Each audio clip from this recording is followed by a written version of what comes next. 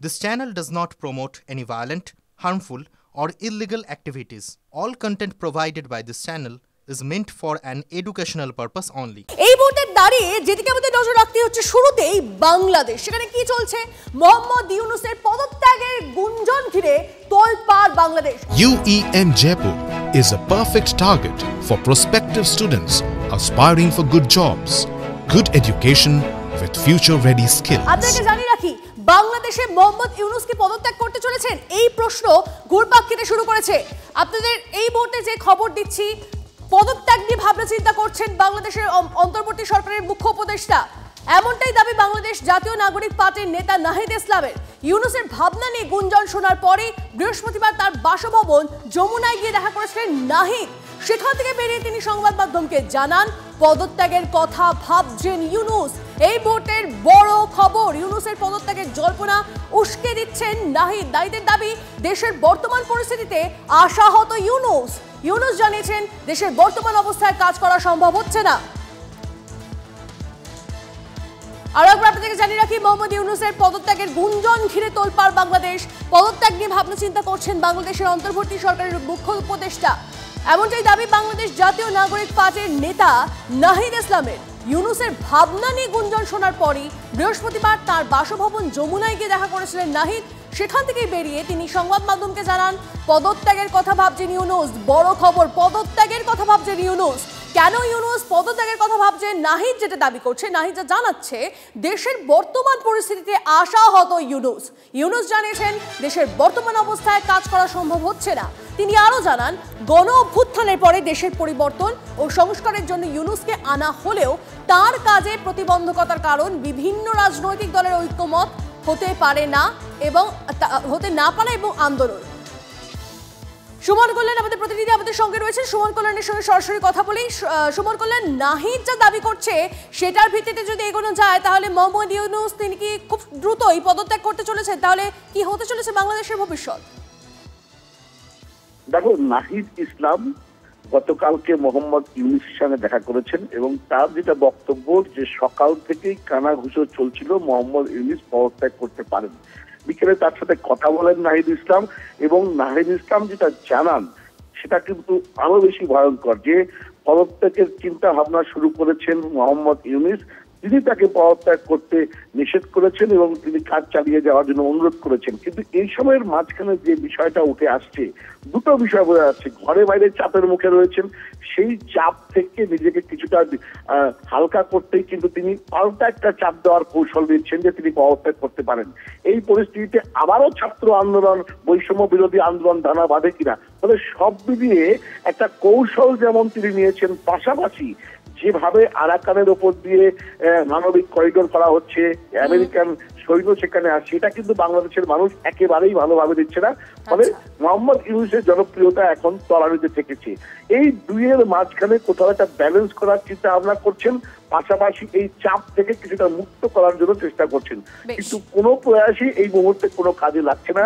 নাহিদ ইসলামের বক্তব্য থেকে কিন্তু পরিষ্কার যে বাংলাদেশে আবারও একটা পট পরিবর্তনের কিন্তু একটা ইঙ্গিত পাওয়া যাচ্ছে। পরিবর্তনের কি হতে চলেছে, কি আগামী ভবিষ্যৎ হতে চলেছে বাংলাদেশের মধ্যে অবশ্যই নজর থাকবে। আপাতত ধন্যবাদ সুমন কল্যাণ।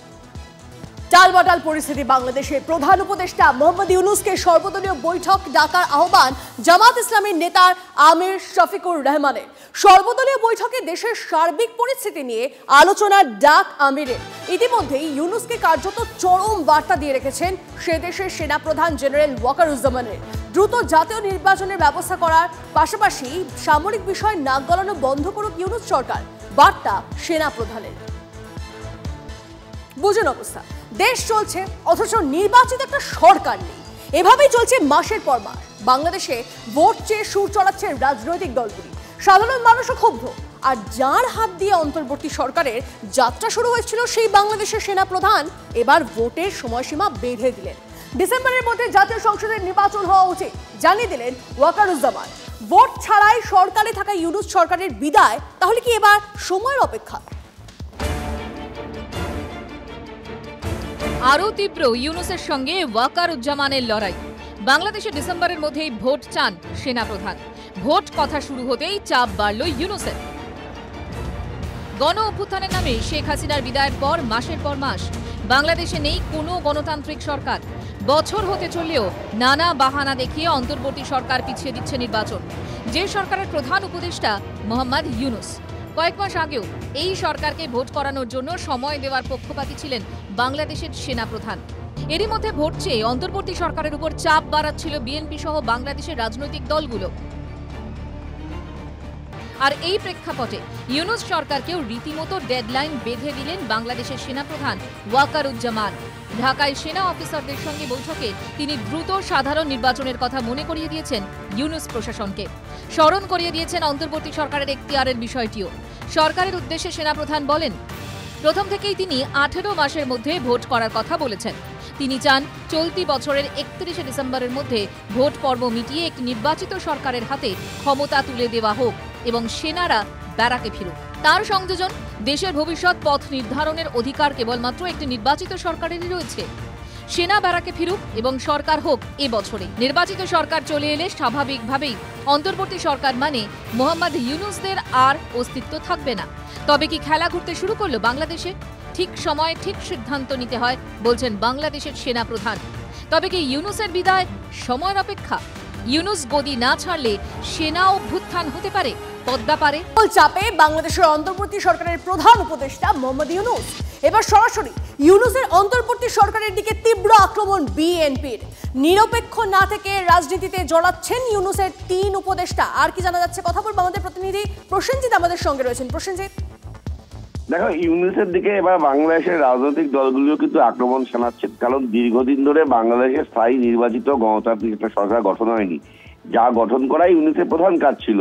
বিএনপির মতো দল তারাও এবার ইউনূসকে আক্রমণ করছেন এবং তারা চাইছেন দ্রুত নির্বাচন হোক, স্থায়ী নির্বাচিত সরকার গঠন হোক।